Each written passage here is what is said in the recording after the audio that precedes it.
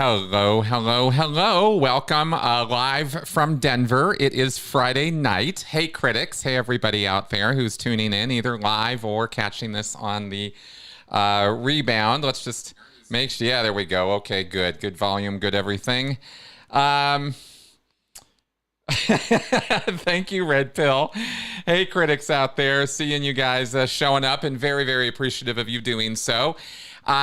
We've got things to discuss tonight. Yeah, live from the Mile High City. And I really want to thank you guys for tuning in tonight. I've got a lot of stuff. I wrote out this whole thing tonight, which again, I'm not used to doing, but there were so many thoughts going through my head in the last 24 hours. Especially today, over news yesterday about Donald Trump being indicted. And I have a long history on this channel, lots of podcasts and information about the Mueller investigation and all that stuff.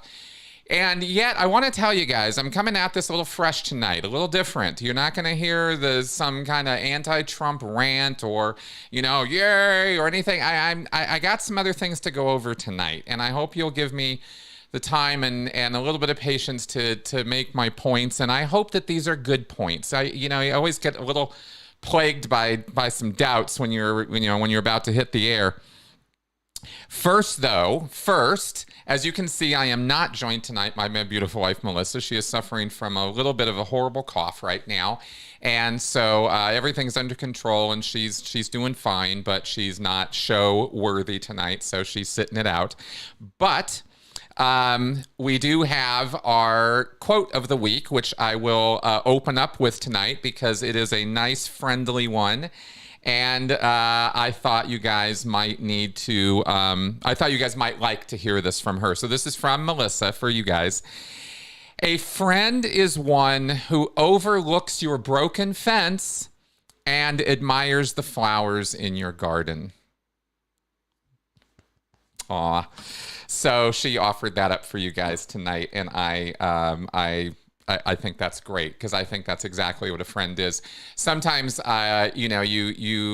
sometimes you need to hear the harsh truth, but more often than not, you want your flowers admired. and a friend in need is a friend indeed, and that sort of thing. So just a little nice thing to throw out there. And then, of course, this is a dog eat dog world. So let's go ahead and let's get this going here with our Benson cam. I got this captured him today on the couch, and this Snuggles Not Struggles is a message I really needed to hear for a couple reasons today. But there's our fur baby, our little bundle of joy there on the couch, and he's just kicking it there. He gets a little active sometimes. I have got to get for you guys. I really hope I can capture it next week. He's for the first time today, I saw him running around chasing his own tail, and it was the cutest damn thing.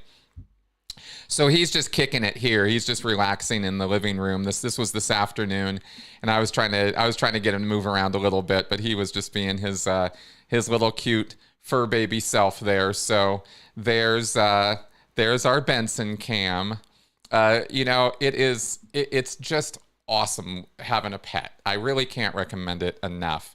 It changes the whole space sometimes, the whole energy of the space. I love my wife. But it's like having a little family. It's really just it's just so fun.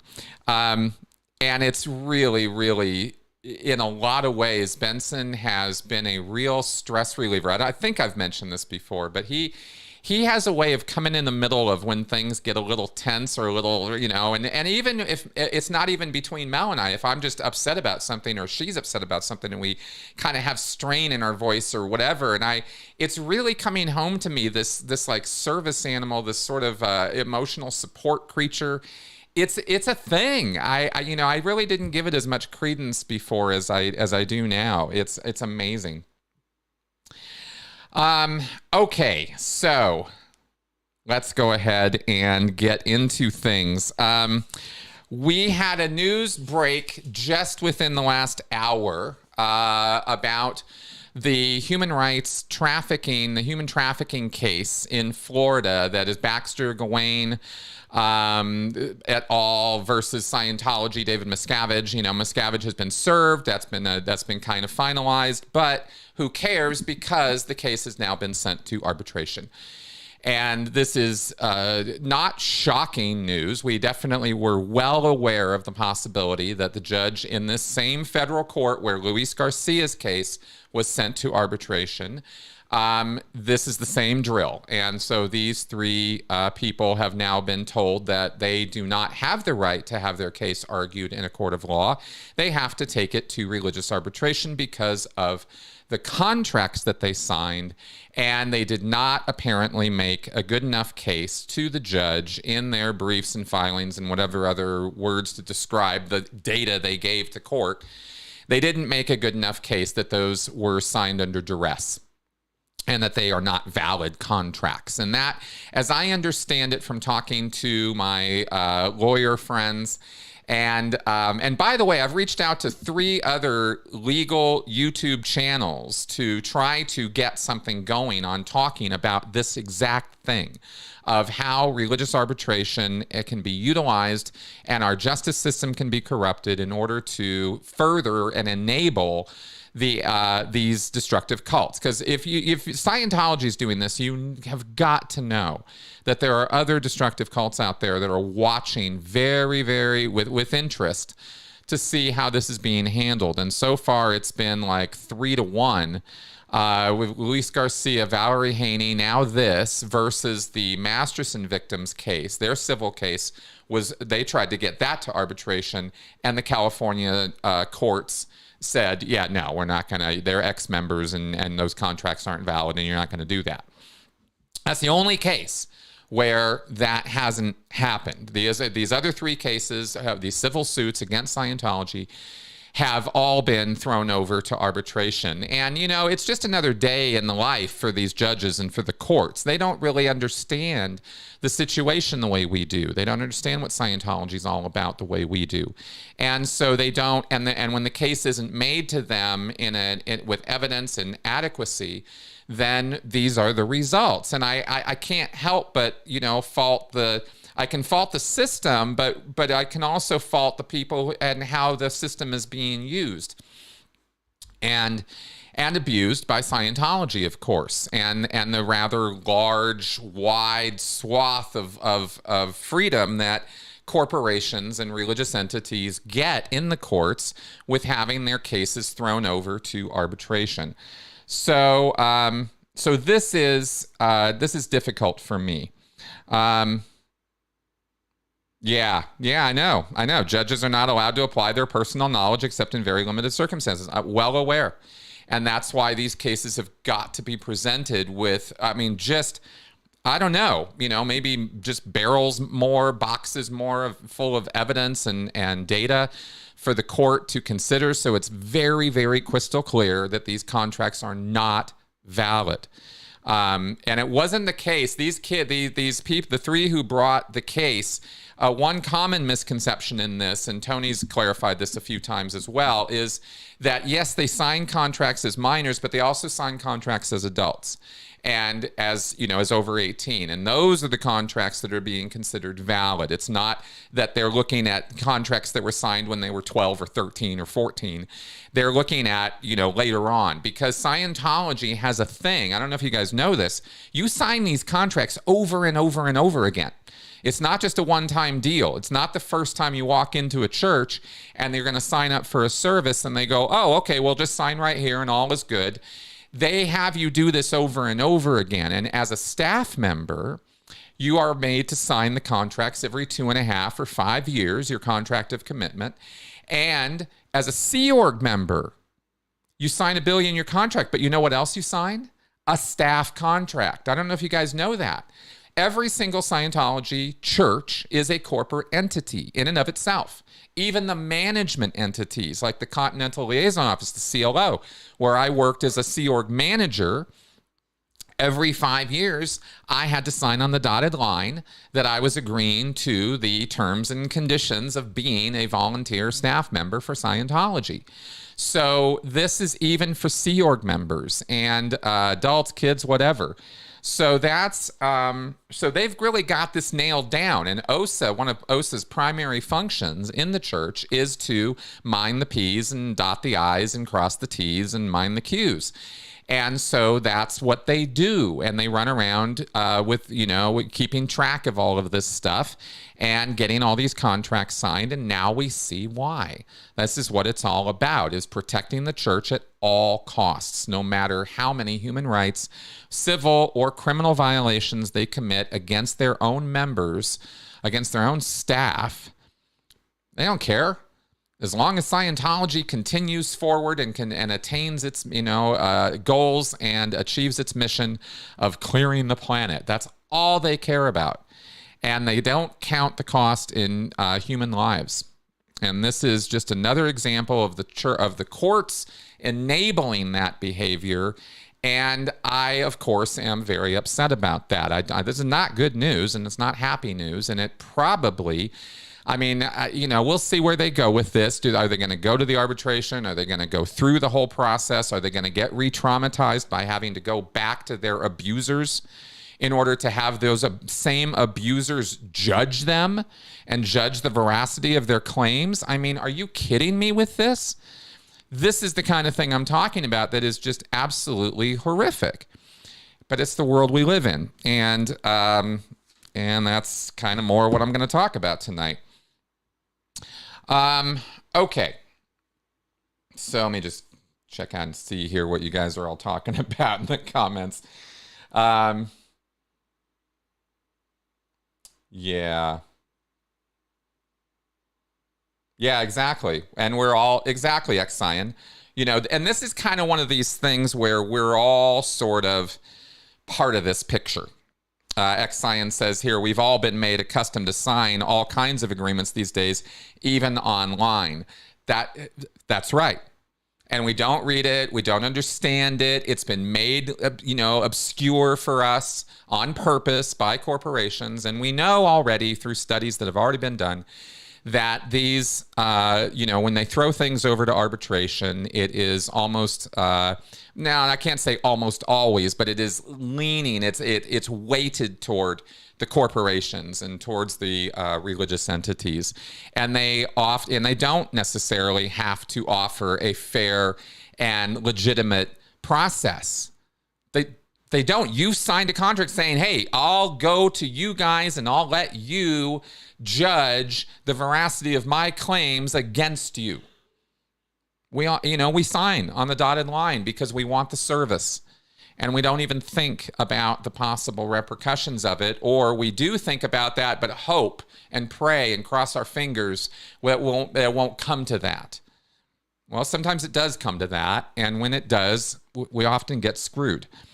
We have responsibility for that. The legal system has responsibility for that. There's a lot of levels to it.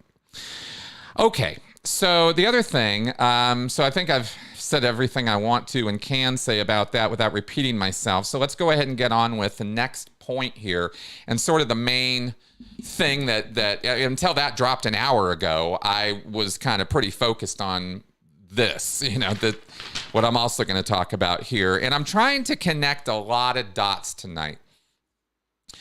I've got 10 years now of being out of Scientology, and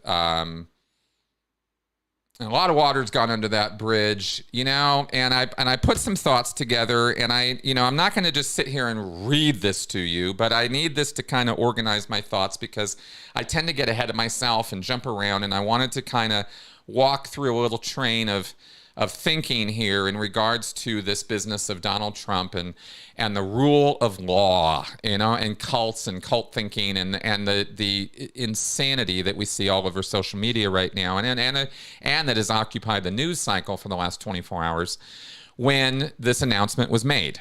It's happened. We are now in historic times. A former United States president has now been indicted as a criminal, and he's going to be arrested. And it's kind of amazing to me that he gets to wait until, next Wednesday or whatever to turn himself in. I guess that's just all part of the process. This is not TV. This is the real world, and process and procedure is what rules all of this. And again, I'm not necessarily, as you'll see, I'm not trying to take apart or blow up the systems, but I am going to try to point out a few things and some thoughts that I've had about this that I thought you all might be interested in. Hey, Angel Hugger. Yes, thank you guys. Thank you very much. Okay, so first I want to kind of set something up here, okay? And that is, let me take you back to, when I first got out of the Sea Org. And this is there's some emotional points here and some points that are going to connect by the end of all of this. So just kind of stay with me here. So when I got out of the Sea Org, I pretty quickly went down the internet rabbit hole, and I learned an awful lot, awfully fast, about how many lies had been told to me over the course of my life. And it was a rude awakening, to say the least, and not something that I found enjoyable, even though I really, at the time, I just could not tear my eyes away from the information. I was up late, early until in the morning, reading and consuming all of this information that was absolutely fascinating. And I am somebody who loves to consume information. So I really just couldn't stop reading or learning about this topic, this subject of Scientology that I'd been involved in for most of my life. And it was just too important to not do that. But at the same time that I was doing that, I was also becoming more and more angry about what had happened to me. 27 years as a practicing paying Scientologist or professional Scientologist working for the church, as a staff member, as a Sea Org member, decades of commitment. So when you find out, what the hell, right? When you find out what's really been going on, and the trauma stories of survivors, and getting clarification on some of the things that have even happened to me that I didn't know all the inside knowledge about over the years that I was in. So what was at the heart of that anger, though? This is where I want to go here, right? Why was I so upset? Was it that Hubbard was a liar and a con man, and so many people had been duped? Yeah, kind of. Was it because so much damage had been done to so many over so many years and nothing could be done about it? Kind of. Yeah, that was definitely fueling some anger. But what hit me hardest and what stuck with me longest was the sense of betrayal. I believed in something with all my heart. I dedicated my entire life to it. I lost weeks of sleep. I suffered physically. I bled. I cried. I tormented myself because I hadn't worked hard enough or gotten enough done or reached enough people. In some ways, I'd been tortured, but the hurt and the shame came from the fact that I'd been so effectively lied to that I'd given up friends and family and even a relationship with my own son. All of that, only to learn that it was for nothing. That everything I'd bled and cried and almost died for was not just useless. It was destructive, and it hurt people in ways that they couldn't recover from. I'd been part of that, and there was nothing I could do to take any of it back. I couldn't undo a single moment of those 27 years. And really, it was kind of like I'd been running, just like Tom Cruise, in a hamster wheel that went nowhere. And that shit hurts.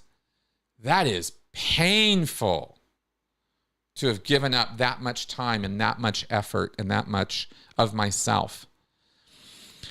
So the one thing that I told myself that I would never do would be to fall for something like that again. So here I am all these years later with a voice and a following of critics and an education that lets me see things that not everybody else sees. You know, that's what education does. And all of us have education. We all have our specialties, and we all get to see things other people don't see. We get to know things other people don't know. And I happen to know about cults and coercive control. It's my thing, you know. It's like it's the psychology of it. I want to know why people think the way they do, and I want to know why they act the way they do. And the answers I've been getting for the last 10 years have been absolutely fascinating, and I've shared all of it with you guys. And every time I try to talk about how culty and divisive and how truly horrifying our political world can be, not just here in the US, but all over the planet, I'm told to stay in my lane and then I should just shut up and sit down and not go there. This happens all the time. I'm told I'm alienating my audience because of my efforts to discuss human rights, illegality, and the corruption in our systems. Well, after everything I've experienced and, you know, everything I've been through, shutting up and sitting down just isn't an option for me, and it really never has been my whole life. I've always been that guy. And I can't not be that guy. I have to say what's on my mind. There's no way you have to put a gun to my head to get me to stop. You know? So I have some things to talk about tonight with the recent events in the last 24 hours. And I hope that all of you who can watch this or who may watch this, and I know that's not a lot of people, but that's not really important. I hope that you know that I'm not trying to alienate any of you. I'm trying to speak my mind, and I'm trying to use every horrible thing I've experienced and every factual thing I've learned to pass on a message of how we all of us, might do better. Regardless of our political persuasions or any of that, I think that we can do better. There's a lot of things that happen when our idols, when our heroes, when injustices that we perceive are injustices occur, where we start getting really destructive and violent and minded, and we start wanting to tear down systems. We start talking about systems of oppression and how the system is bad and wrong, and how it's been, being... it needs to be torn down. We need a revolution of some kind. We need to, take this whole thing apart. And this is a concept that is kind of postmodernist in its thinking. It's decades old. It's been around for a while, and it's a very reactionary kind of idea to a lot of history. And there's a lot of stuff to know about that. And one day I'm going to have to do a podcast about that. But this is a wrong reaction as far as I'm concerned. I don't agree with this idea, and I'm going to explain why. Systems as systems, whether we're talking about computer systems, legal systems, the government systems, religious systems, systems are neutral. They're just structures. They're just frameworks. They don't have any intent by themselves any more than a computer does. Systems are tools we use to build and organize and produce things. That's it. That's all a system is. And it's as good as it's utilized, and it's as bad as it's utilized. Both. Corruption, by its very definition, means twisting or harming or harmfully changing a system or a person so they produce results different than what anyone expects or what the design of the system was intended to do. Any system can be corrupted. But it's people who do that. It's people, not systems. People are the root cause of any problem we're having with other people. This is the entire problem with destructive cults. Every one of them is a corrupted system. It presents itself as one thing, and that could actually be used for good, but it's utilized by the authorities, by the leaders, by the people in charge of it in bad or malignant ways. There are lots of systems of government, for example. I mean, you could have monarchies, bureaucracies, dictatorships. You got a whole range of historical precedents and models of how to govern people. Every one of them has just a few basic purposes, such as organizing a large body of people, distributing resources fairly and adequately to meet the people's needs, providing a roadmap or guideline for how people can act so they can mutually survive, and of course, keep itself going, right? Taxes, things like that. It's got to keep itself going so it can continue to do and manifest these other purposes. It's all part of being, the systems that we have. And any such system can be corrupted by its leaders, so it only benefits a few or one of them while pretending to continue to do the work it was designed to do. Let me just glance over here, make sure I'm not completely off the rails here. All right. So any system can be corrupted in this way, including an economy, a legislative body, a government, a business, or a religion. Leaders are just people who have been granted temporary authority to determine the activity, the ethics, the beliefs or behavior of those in their charge. Leaders are human beings. And despite our obsession with turning them into symbols and icons or to put them on pedestals, the reality never changes that they're just flawed human beings, and they always will be. Status doesn't change the nature of someone. It changes how others think about or perceive them. They're still who they are. And yes, of course, people do change when you give them money, power, and influence. But that's the whole point, is the nature of a person is the nature of a person. And when you give them a lot of power or authority, you kind of find out a little bit more about who that person really is and what comes up and comes out of that. Because not everybody is corruptible or corrupt just because they have money or power or influence. But some people are, and some people really are. But the status doesn't make them different than who they really are, you see. It just changes how everybody else sees them.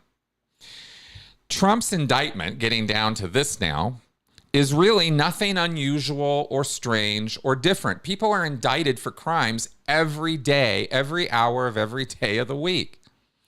There's nothing weird going on in indicting somebody. It's the rule of law in practice. There's no injustice that's been perpetrated. There's no violation of the laws of the land, and there's no witch hunt. This was a grand jury of people just like you and me who listened to a bunch of evidence and went, well, it looks like crimes have been committed here. Let's throw it into a trial and see what happens. That's it. That's the process. It happens every day. So it just so happens that a lot of people are losing their goddamn minds because of this individual who is involved in this. What I'd like to point forward is that the outrage that many feel over Trump's indictment is more than just a cult idealization of a figure who has become a symbol or icon. There's actually a little bit more going on, and that's what I wanted to go a little deeper on today. It's a protest against the corruption that we all know has taken root in our systems of power and the perception that it's not fair. I personally have no doubt myself, and I've said from the very beginning, before he was even elected president, I have no doubt that Trump is an outright criminal and has been all his life. He's been mixed up in property management and construction in New York City. I mean, going back all the way to the 70s. And he comes from a family that made its fortune based on those things. We all know that the mafia and other criminal elements have had their hands in all of that for decades. Right? I mean, if you don't know that, go watch some documentaries, go read some books. It's not hidden knowledge that New York City has some of the most corrupt systems anywhere in the United States. And the mafia has their hands all over that stuff. And back in the day, really had their hands all over it. And isn't it ironic that Rudy Giuliani was the major player to break all of that up? Now, and of course, are we going to imagine that he really succeeded at ridding New York City of organized crime? I mean, come on, of course he didn't. And this is heavily in the construction industry and in the property industry. So it's kind of like saying the sky is blue or the sun is shining. It's kind of that obvious a thing, at least to me, that somebody who is involved in that is very criminal adjacent at the very least. So I just find it kind of, hypocritically ironic that Rudy Giuliani, of all people, is such a close ally of Trump's now. But Trump isn't even the point, okay? We know his hands are dirty. I mean, he corrupts everything he touches, and he's kind of a magnet for criminals. I don't know if you guys noticed this or not, but kind of like his campaign manager, his CFO, his fixer, one of his lawyers, other people connected with him, they're in jail. They're not suspected of crimes. They've been found guilty and they're in jail. A lot of them. That's not usual. Hello, right? So the point about this, right, is where I'm kind of going though is not him. That's just ancillary to the point I'm trying to make today, which is, what about all the other politicians whose hands are just as dirty? Why do they get a pass? Why do we let them slide? Why don't we cry havoc when we see how Congress gets away with trading stocks that they gain inside knowledge about when they're passing laws overseeing Wall Street? How is it even possible that the array of incredibly powerful and wealthy individuals which inhabit Jeffrey Epstein's little black book have not been investigated? Here we are, like years out of this, of the whole Jeffrey Epstein fiasco. We heard the victims. We know that there are other people than Jeffrey Epstein and Ghislaine involved in that. But is anybody being prosecuted? And yet everybody sees this. They see this play out. And they're not stupid. You're not stupid. You watch this and you go, what? Why is this okay? And now that's at the federal or national level. Don't even get me started on local political corruption at the city, county, and state levels.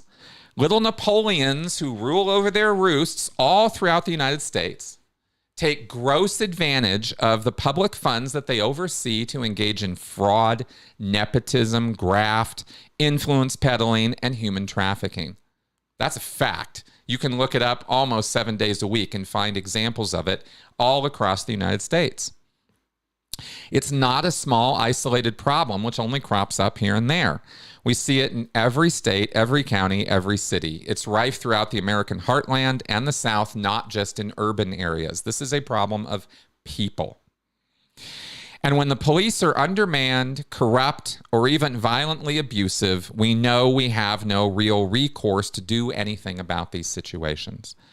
If I asked you whether you'd rather be pulled over by a cop in the middle of New York City or on some back road in rural Mississippi, I'm pretty sure you'd agree with me that in either scenario, you don't really have any idea what's going to happen to you. But you cross your fingers and you hope this cop is one of the good ones. We see so many examples of bad ones plastered in front of us all the time that it's almost impossible to think of the police as a force for good. Yet, they're the only things protecting us from the very real, violent criminals who prey on society every day. It's a bit nuts. The only thing we have that makes us different, okay. Oh boy. The only thing that makes us different from a bunch of baboons beating each other up is that we as human beings can conceptualize and agree on formalized systems of authority, which is where the rule of law comes from.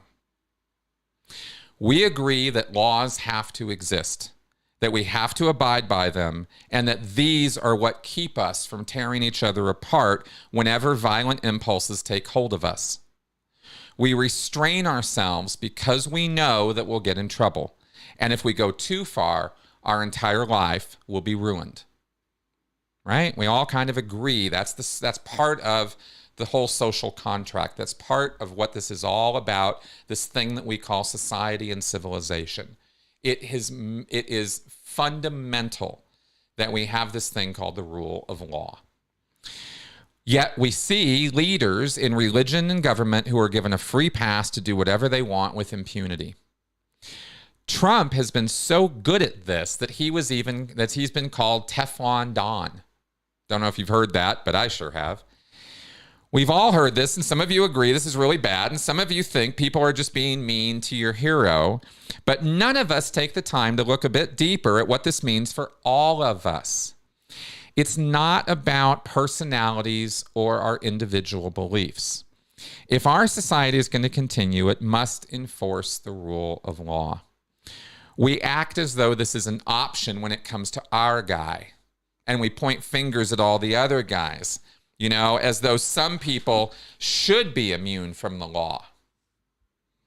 Or we can't wait to point fingers in a fit of what's called now whataboutism, where we see our heroes being persecuted, but the other guys are all just as bad, so what's the problem?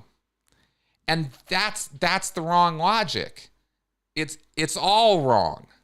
It's not, well, he gets a pass because they get a pass, or he gets and she, and that's all okay, and it's all whatever. It's all wrong.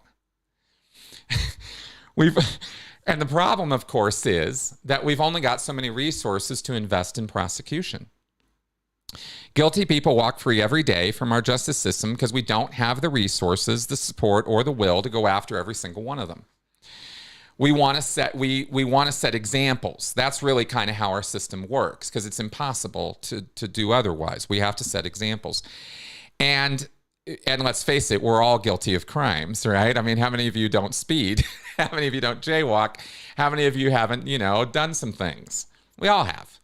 And should we all be prosecuted for every crime we ever commit? Well, we all kind of agree that there are lines that get drawn and examples that need to be set, and resources are what they are, and the courts are overfull already, and the jails are overfull already. And so we all go, okay, well, let's not get literal here and go crazy with this. But we all know and realize that there are lines that get crossed, that there are people who get away with way too much, and we get sick and really sick of it. And see, you notice that when I say we, I'm not singling out Republicans or Democrats or liberals or conservatives. We all get upset by this in equal measure. What we get upset about, who we get upset about, changes, but the concepts that I'm talking about here don't change. The unfairness, the injustice of it, this doesn't make any sense. Okay. Unfortunately, this means because our system works this way, since almost every one of us is guilty and all that, it's just most of us are guilty of relatively inconsequential or stupid stuff. And unfortunately, that means that the poor are gone after more often than the rich, because the rich can simply walk away after paying their bond or hiring an attorney who can talk them out of it. Poor people have no such options, and the gap between the rich and the poor seems to be getting wider every day. Why do we have to automatically, here's my question, here's where I go with this, right? I'm moving toward wrapping up here, and then we'll see about taking some calls, and you guys can give me your feedback on this. But here's where I'm kind of going with this, is rather than getting all riled up and insane and just, if he can do it to them, they can do it to you, and all, I am hearing such propagandist nonsense. In the last 24 hours, I can't believe how high it's been ratcheted up. I hear people on Fox News, Glenn fucking Beck, talking about how in a few years it's going to be anarchy and the entire country will be falling apart. Well, Glenn Beck has zero track record of predictions, so I could care less. But it's so crazy how much hype is happening over all of this right now, and it all misses this basic point. Why do we have to automatically line up and take sides and call each other names and hate each other? Why do we have to do that? We all know, us common folk, right? And I'm definitely a common folk. I mean, I'm not anybody special. And the folks who watch me here, my critics here, you guys are regular Joes. Why do we have to do this to each other? Why do we have to take sides and defend billionaires who walk unscathed through our legal system?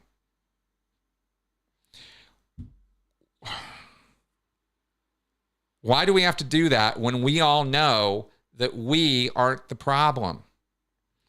The extremists, the cult leaders, the predators, the corrupt officials, those are a tiny minority of our population, but their influence through social and news media and the government and the law gets us so riled up that we are convinced that we are the problem, that each other is the problem. Our logic goes out the window, and we let our wildest and darkest emotions take control of us, and we feel righteous and even euphoric about how smart we are because we're on the right side of things. And look at all those people over there who don't get it. I think all of us could do a little better with this because we're all getting played. Our systems would work for us if we would make them work for us. They're good systems. But human nature is such that it corrupts these systems. And we let that get a pass because we're so tribalistic and divided by our nonsense and by the propaganda and manipulation that we're susceptible to and we're victims of, that we target each other instead of targeting the actual bad guys and the actual manipulators and the actual predators. And they're going to continue to get a pass as long as we keep playing their game. And that's never been more clear to me than it is now. It's not about sides. It's not about how good or bad a billionaire is. It's about us supporting one another and building a society, not tearing it down. And I just had to say these words because all I see is people riling each other up over this and coming up with more and more and more reasons to hate each other. And I've been in that headspace. I've lived in that headspace for decades. It's bad. It's a bad place to be. There are people who have fought and bled for this country, for the ideal of this country, for what it represents. And it represents a lot of really good things.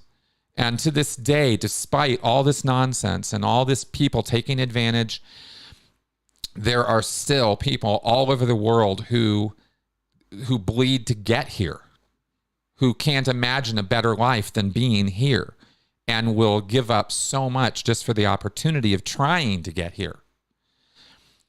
And how do we treat them when they get here? Like they're scum. Why? Because some asshole on Fox News told us to? Because some person on a podium told us to?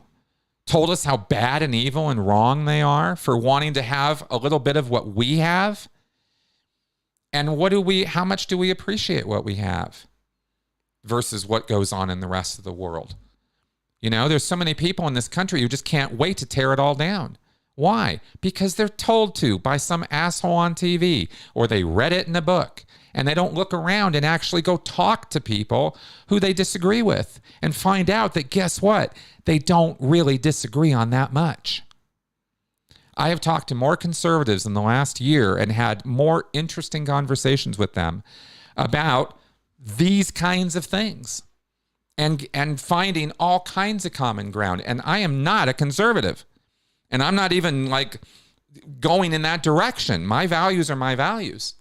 But at least I can understand and see. And a lot of people can. A lot of you can. I know all of us can.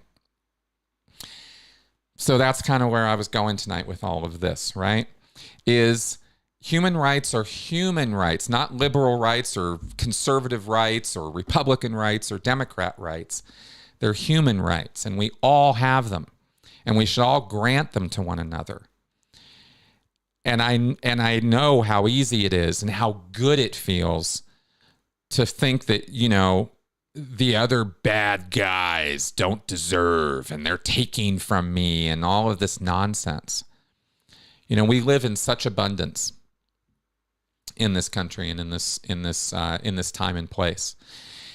And we don't necessarily stop and appreciate that, and it's kind of the antithesis of the whole cult thing. And if we could kind of see that more and see that better, I think we wouldn't fall prey to all that culty crap that keeps getting fed to us. So that's my point tonight. And that all being said, let's go ahead and, start taking some calls. I'm gonna put headphones on now and see what comes in on the lines here. Hello, is this Juliana? Hey, Chris. Yeah, it's me. Hi, all the way from Brazil. Wow. Long-time listener, first-time caller. Well, thank you for calling in from... I had to weigh in. Yeah, please do. Let me know what your thoughts are. Well, first of all, I'd like to thank you for everything that you do, all your work. I have deep respect for all you do and for all the education and all the things that you talk to us about and that you make us think and make us reflect. Thank you. I was never in a cult or anything like that, but I am also fascinated by the psychology of it all when I realized that I could easily fall for that. And for me, that started when I watched The Vow, and I started learning about NXIVM. I'm like, well, I could be that person, and that led me to learn about Scientology. And then I found you guys, and then it's been just like, wow, But before that, I was already very much obsessed with trying to understand why people act the way they act, especially in politics. I don't really understand a lot about politics, but I tried to follow. And a couple of years, I think, before Trump got elected, I was already scared of the idea that he could be elected the next president of the United States. Right. And then we also had a person who you now probably know because I've heard you talking to John Atek, and he mentioned Bolsonaro, who was our last president here. Yes. Who followed a lot of Trump's footsteps. And now that guy was already on my radar and really scared me. And I see a lot of the same things happening here and there, with the way that people act and the extremes and everything that you just said. I think there's just so much that I think it goes hand in hand with what you said the other day about woke and wokeism, and then you said something about how we need to find like a middle ground or something, the extremes are really the problem. And I think the internet has intensified that because we tend to talk to ourselves a lot on Facebook, on Twitter. We're just looking for likes. That's right.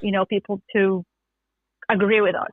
Yeah. So it's easy. And then we also have the algorithm and the bubble and all of that. And then you get staying the echo chamber.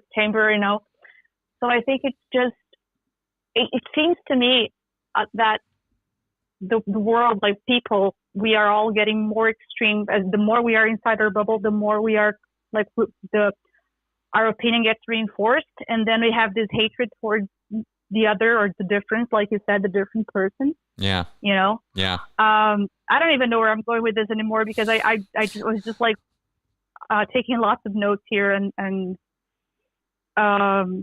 I don't know. I just really wanted to talk a little bit about this, and then I got lost because there's just a lot, isn't there? You just said just now. Thank you so much. Absolutely. Well, thank you very much for calling in, and I definitely appreciate your support and your thoughts on this. And all I'm trying to do is get people thinking. So if you're thinking, I'm succeeding. So thank you for calling and letting me know.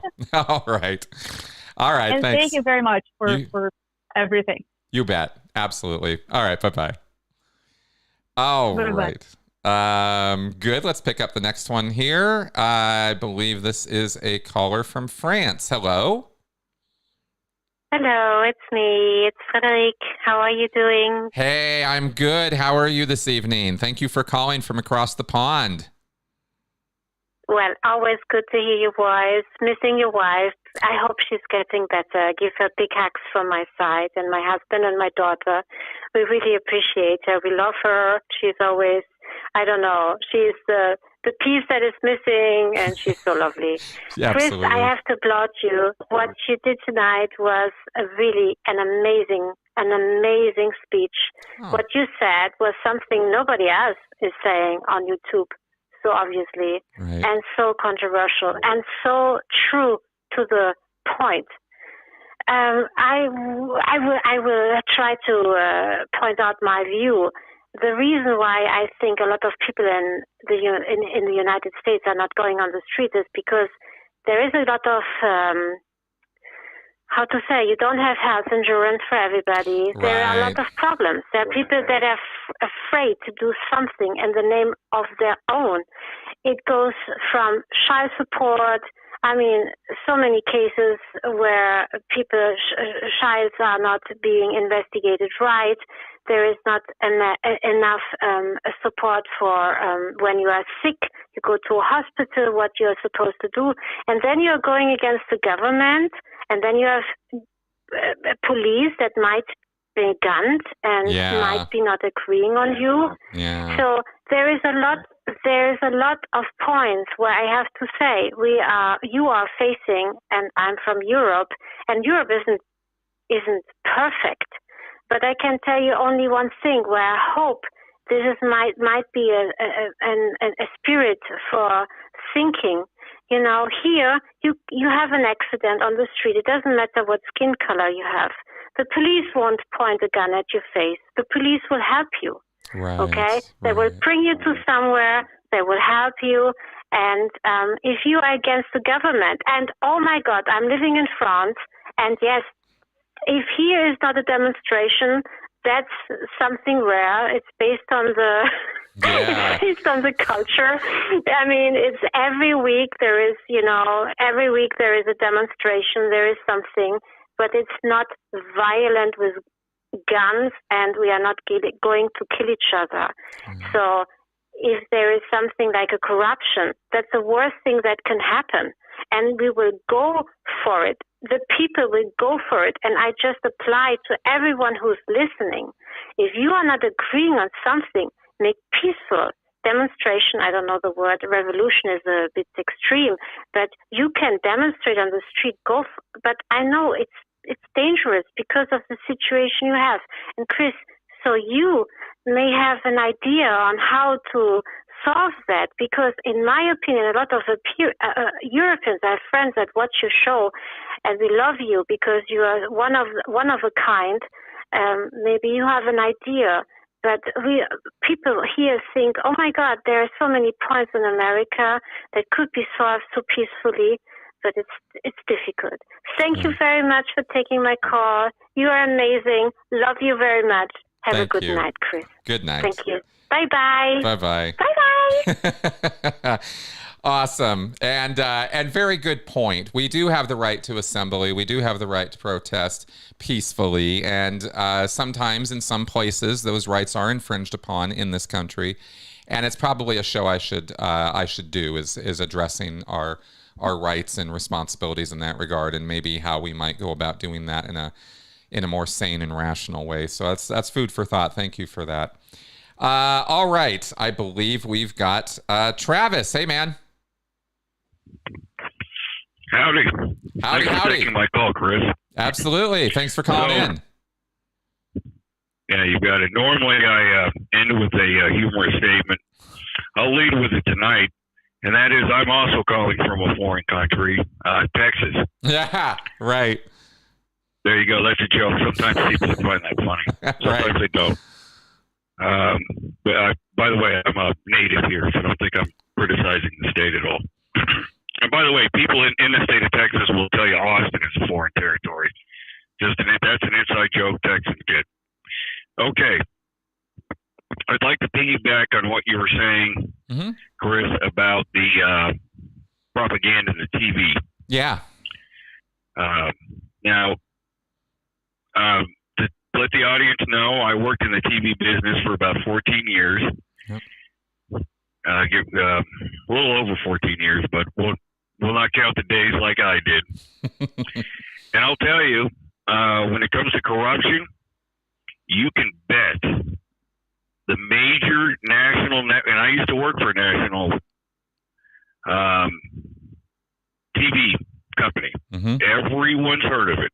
I guarantee you, y'all, matter of fact, you've even mentioned it tonight, Chris.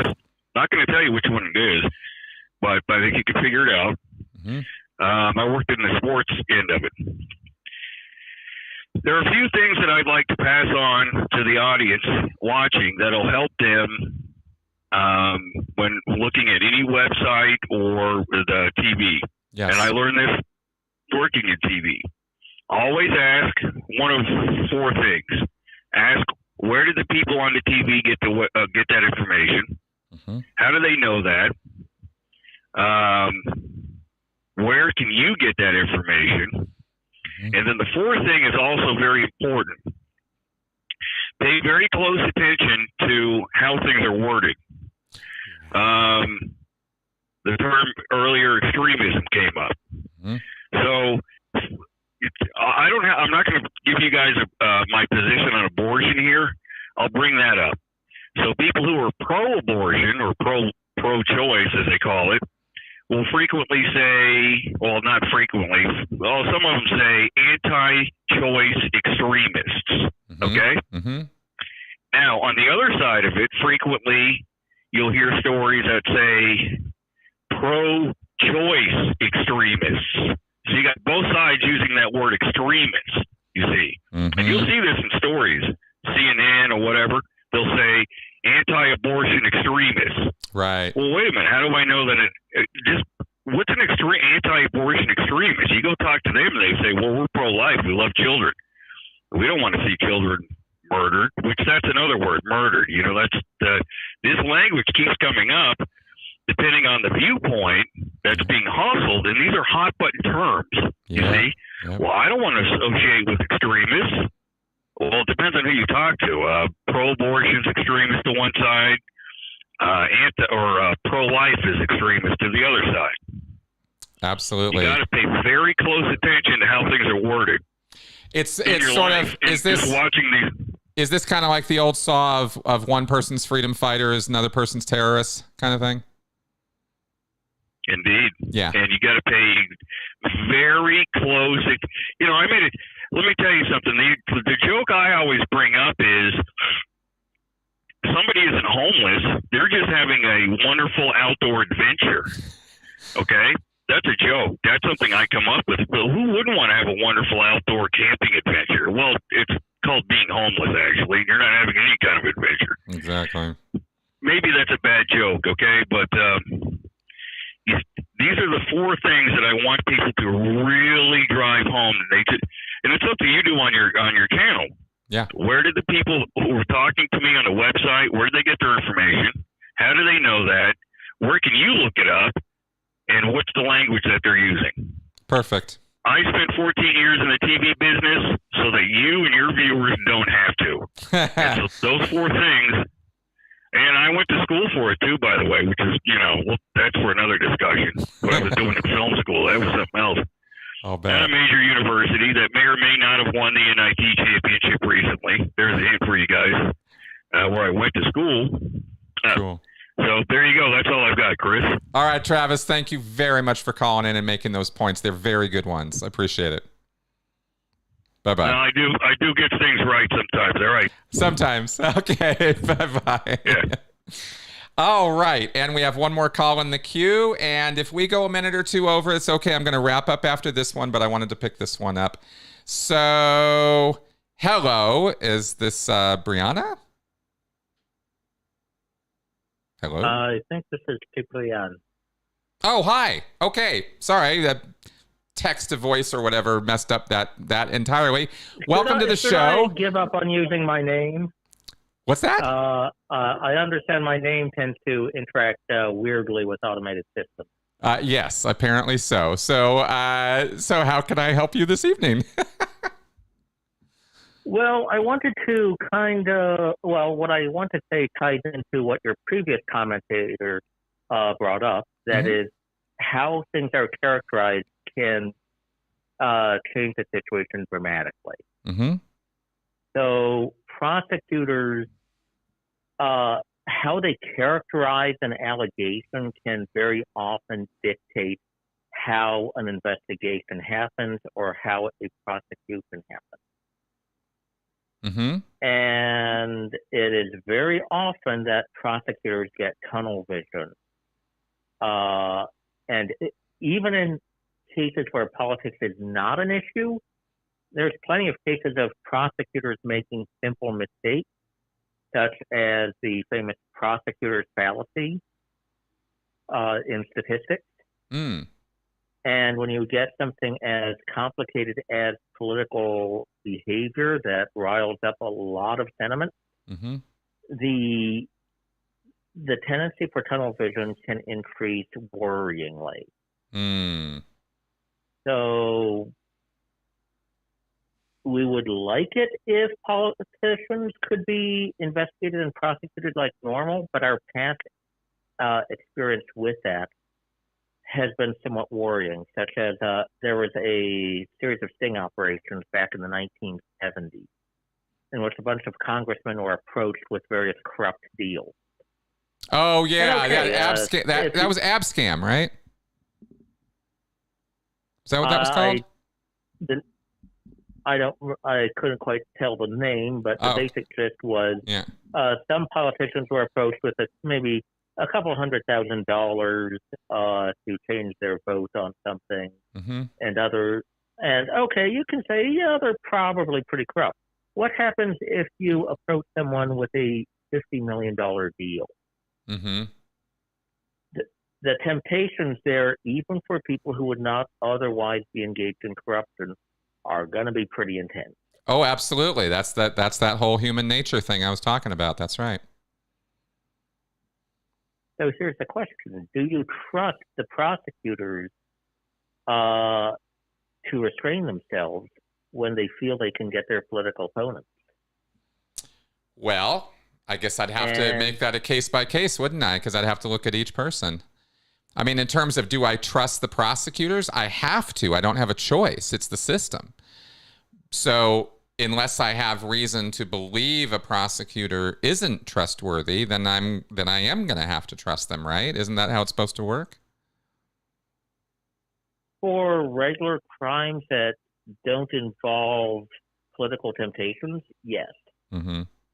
There has been kind of a de facto truth over the past couple decades that generally politicians will not get prosecuted for their behavior while they're in office or their activities in office when they leave, even if it was clearly illegal.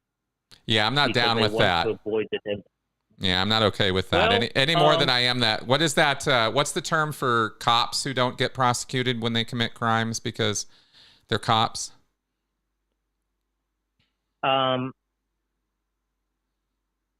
I think you're trying to refer to sovereign immunity, but that's a much more complicated situation that requires a few years to explain. Fair enough. So they're not equivalent. Okay. Well, where are you going with that? Because we've only got about another minute that we can do this. So okay.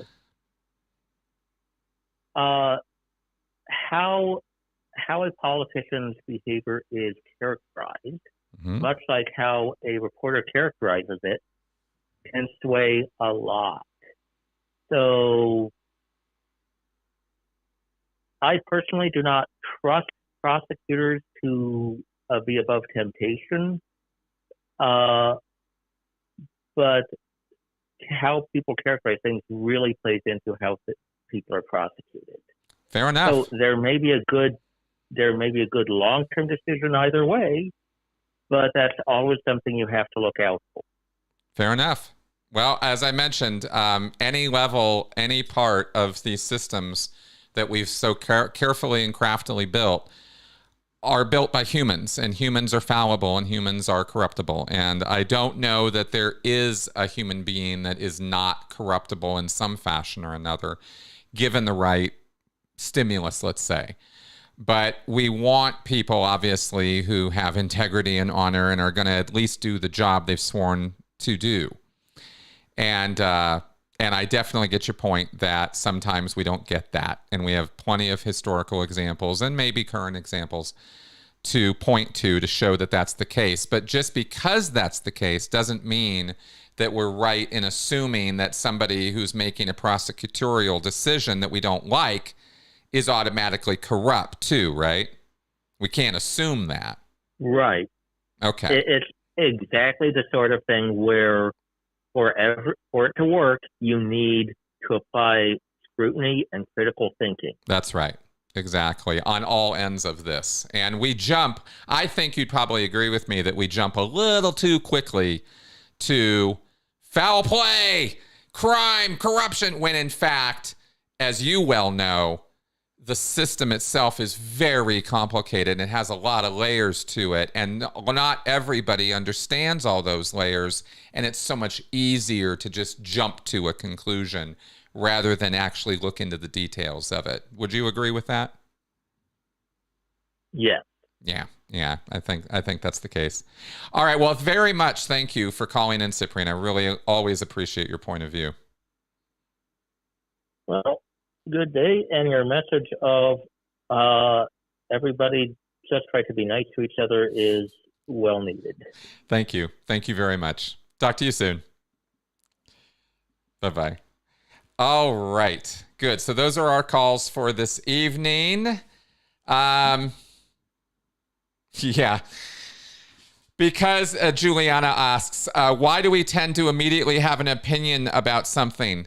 Because the three hardest words for a human being to say is, I don't know. I used to say those were the three hardest words in critical thinking, but now I'm pretty sure those are just the three hardest words, period. All right, so take those headphones off and let's go ahead and wrap up the show. I'm very glad this qualified immunity, that's the term I was looking for earlier.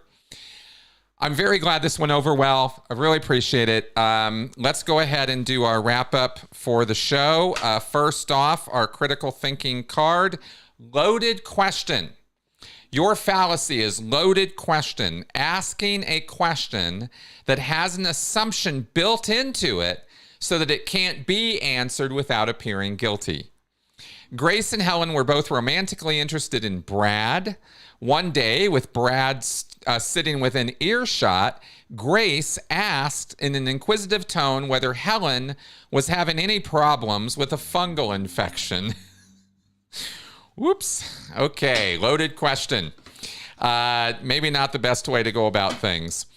So this weekend, you guys are going to get a podcast with me and John Atack. It's another talk. This time we're going into hypnotism. And we also talk about post-cult life and in various communities. We talk about thought reform. We talk about a bunch of stuff. But the main thrust of the podcast this week is on the subject of hypnosis and thought reform. So I think that's something you all will enjoy watching. That drops tomorrow.